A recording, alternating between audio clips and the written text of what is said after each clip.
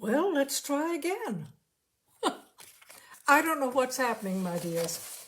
As I had said before, I almost canceled tonight because I am so gloppy. The garden is gorgeous, but the pollen is trying to do me in. However, I didn't realize it was going to do in the program. Okay, tonight, and I hope this is working. Tonight's story is by James Thurber. If you remember, a few weeks ago, I read his The Night the Ghost Got In. And he's wonderful. He was a longtime author and illustrator for The New Yorker. This one of his is entitled The Greatest Man in the World. Looking back on it now, from the vantage point of 1940, one can only marvel that it hadn't happened long before it did. The United States of America had been, ever since Kitty Hawk, blindly constructing the elaborate petard by which, sooner or later, it must be hoist. It was inevitable that someday there would come roaring out of the skies a national hero of insufficient intelligence, background, and character, successfully to endure the mounting orgies of glory prepared for aviators who stayed up a long time or flew a great distance. Both Lindbergh and Byrd, fortunately for national decorum and international amity, had been gentlemen. So had our other famous aviators. They wore their laurels gracefully, withstood the awful weather of publicity, married excellent women, usually of fine family, and quietly retired to private life and the enjoyment of their varying fortunes. No untoward incidents on a worldwide scale marred the perfection of their conduct on the perilous heights of fame. The exception to the rule was, however, bound to occur. And it did in July 1935, when Jack Pal Smirch crawled, erstwhile mechanic's helper in a small garage in Westfield, Iowa, flew a second-hand, single-motored Breasthaven Dragonfly 3 monoplane all the way around the world without stopping. Never before in the history of aviation had such a flight as Smirch's ever been dreamed of. No one had ever taken seriously the weird floating auxiliary gas tanks, invention of the mad New Hampshire professor of astronomy, Dr. Charles Lewis Gresham, upon which Smirch placed full confidence. When the garage worker, a slightly built, surly, unprepossessing young man of 22, appeared at Roosevelt Field early in July 1935, slowly chewing a great quid of scrap tobacco, and announced, "Nobody ain't seen no flying yet." The newspapers touched briefly and satirically upon his projected 25,000-mile flight. Aeronautical and automotive experts dismissed the idea curtly, implying that it was a hoax, a publicity stunt. The rusty, battered, second-hand plane wouldn't go. The Gresham auxiliary tanks wouldn't work. It was simply a cheap joke. Smirch, however, after calling on a girl in Brooklyn who worked in the flap-folding department of a large paper box factory, a girl whom he later described as his sweet patootie, climbed nonchalantly into his ridiculous plane at dawn of the memorable 7th of July, 1935, spit a curve of tobacco juice into the still air, and took off, carrying with him only a gallon of bootleg gin and 6 pounds of salami. When the garage boy thundered out over the ocean, the papers were forced to record in all seriousness that a mad, unknown young man, his name was variously misspelled, had actually set out upon a preposterous attempt to span the world in a rickety, one-engine contraption trusting to the long-distance refueling device of a crazy schoolmaster.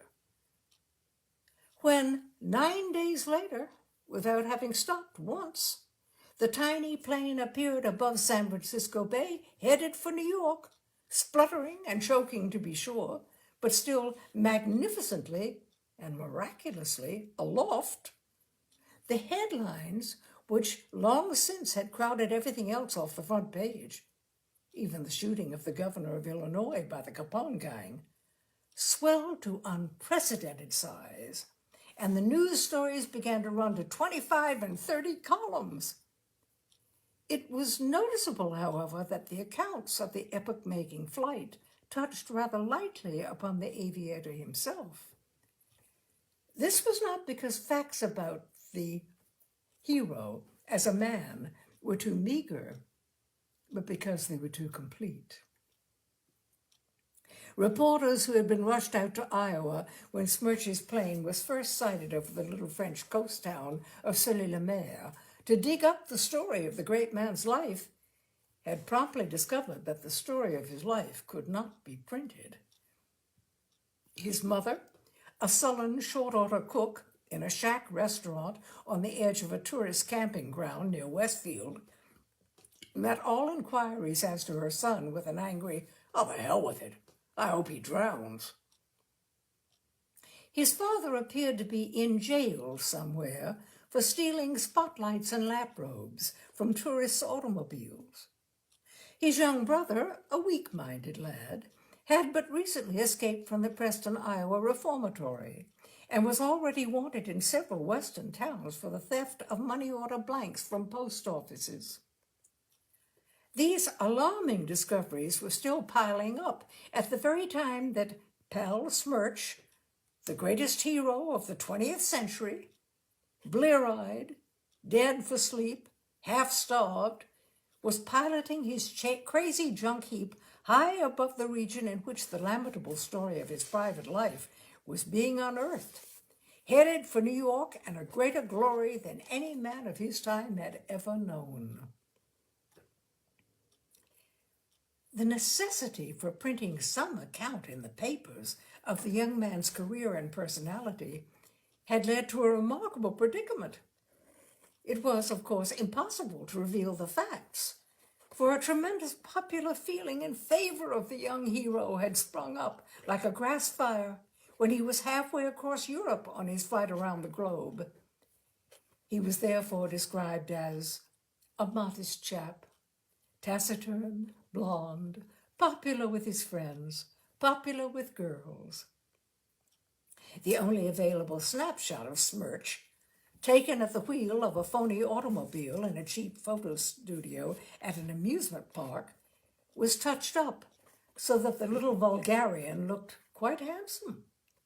His twisted leer was smoothed into a pleasant smile. The truth was, in this way, kept from the youth's ecstatic compatriots.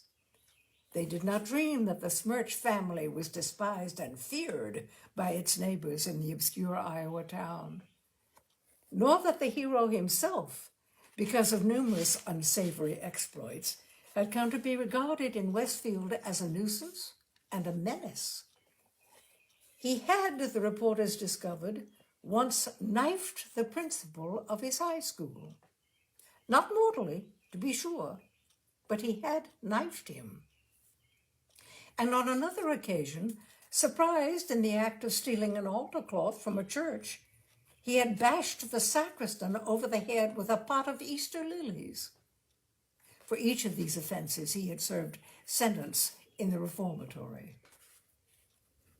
Inwardly, the authorities, both in New York and in Washington, prayed that an understanding providence might, however awful such a thing seemed, bring disaster to the rusty, battered plane and its illustrious pilot, whose unheard-of flight had aroused the civilized world to hosannas of hysterical praise. The authorities were convinced that the character of the renowned aviator was such that the limelight of adulation was bound to reveal him to all the world as a congenital hooligan mentally and morally unequipped to cope with his own prodigious fame. "I trust," said the Secretary of State at one of many secret cabinet meetings called to consider the national dilemma, "I trust that his mother's prayer will be answered," by which she referred to Mrs. Emma Smirch's wish that her son might be drowned. It was, however, too late for that. Smirch had leaped the Atlantic and then the Pacific as if they were mill ponds. At 3 minutes after 2 o'clock on the afternoon of July 17, 1935, the garage boy brought his idiotic plane into Roosevelt Field for a perfect three-point landing. It had, of course, been out of the question to arrange a modest little reception for the greatest flyer in the history of the world. He was received at Roosevelt Field with such elaborate and pretentious ceremonies as rocked the world. Fortunately, however, the worn and spent hero promptly swooned, had to be removed bodily from his plane, and was spirited from the field without having opened his mouth once. Thus he did not jeopardize the dignity of this first reception, a reception illumined by the presence of the Secretaries of War and the Navy, Mayor Michael J. Moriarty of New York, the Premier of Canada, Governors Fenneman, Groves, McFeely, and Critchfield, and a brilliant array of European diplomats. Smirch did not, in fact, come out in time to take part in the gigantic hullabaloo arranged at City Hall for the next day. He was rushed to a secluded nursing home and confined in bed. It was 9 days before he was able to get up, or to be more exact, before he was permitted to get up.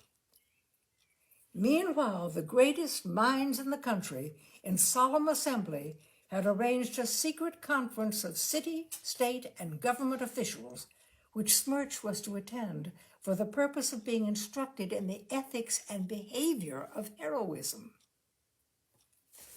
On the day that the little mechanic was finally allowed to get up and dress, and for the first time in 2 weeks take a great chew of tobacco, he was permitted to receive the newspaperman.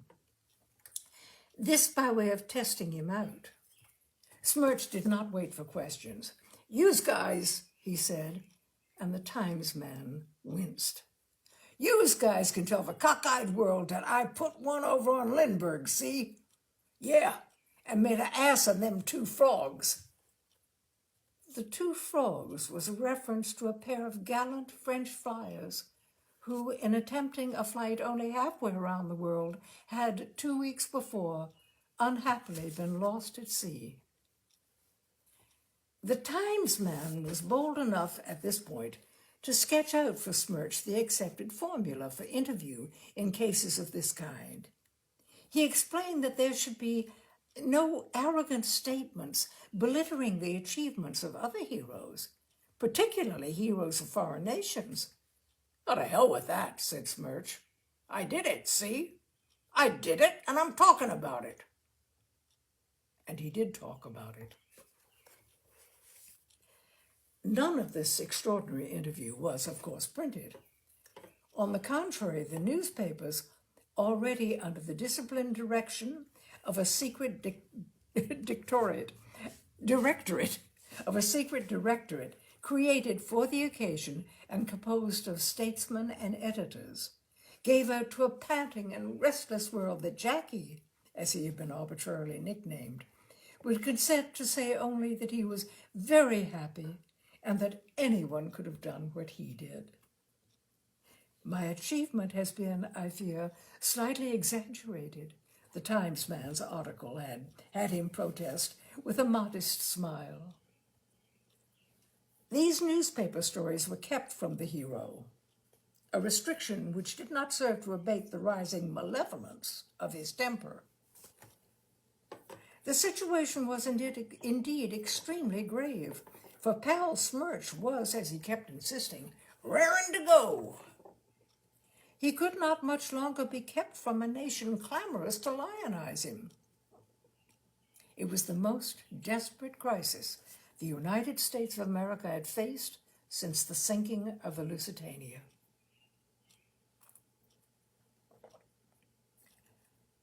On the afternoon of the 27th of July, Smirch was spirited away to a conference room in which were gathered mayors, governors, government officials, behaviorist psychologists, and editors. He gave them each a limp, moist paw and a brief, unlovely grin. "Hiya," he said. When Smirch was seated, the mayor of New York arose and, with obvious pessimism, attempted to explain what he must say and how he must act when presented to the world, ending his talk with a high tribute to the hero's courage and integrity. The mayor was followed by Governor Fenneman of New York, who, after a touching declaration of faith, introduced Cameron Spottiswoode, second secretary to the American Embassy in Paris, the gentleman selected to coach Smirch in the amenities of public ceremonies. Sitting in a chair with a soiled yellow tie in his hand and his shirt open at the throat, unshaved, smoking a rolled cigarette, Smirch listened with a leer on his lips.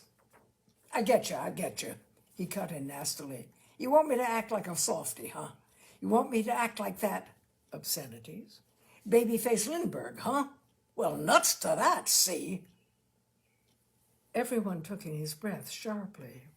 It was a sigh and a hiss. "Mr. Lindbergh," began a United States senator, purple with rage, and Mr. Byrd, Smirch, who was paring his nails with a jackknife, cut in again. "Byrd," he exclaimed. "Oh, for God's sake, that big—" Somebody shut off his blasphemies with a sharp word. A newcomer had entered the room. Everyone stood up, except Smirch, who, still busy with his nails, did not even glance up. "Mr. Smirch," said someone sternly, "the President of the United States." It had been thought that the presence of the chief executive might have a chastening effect upon the young hero, and the former had been, thanks to remarkable cooperation of the press, secretly brought to the obscure conference room. A great, painful silence fell. Smirch looked up, waved a hand at the president. "How you coming?" he asked, and began rolling a fresh cigarette. The silence deepened. Someone coughed in a strained way. "Geez, it's hot, ain't it?" said Smirch. He loosened 2 more shirt buttons, revealing a hairy chest and the tattooed word Sadie enclosed in a stenciled heart. The great and important men in the room, faced by the most serious crisis in recent American history, exchanged worried frowns. Nobody seemed to know how to proceed. Come on, said Smirch. "Let's get the hell out of here. When do I start cutting in on the parties, huh? And what's they gonna be in it?" He rubbed a thumb and forefinger together meaningfully. "Money!" exclaimed a state senator, shocked, pale. "Yeah, money," said Powell, flipping his cigarette out of a window. "And big money." He began rolling a fresh cigarette.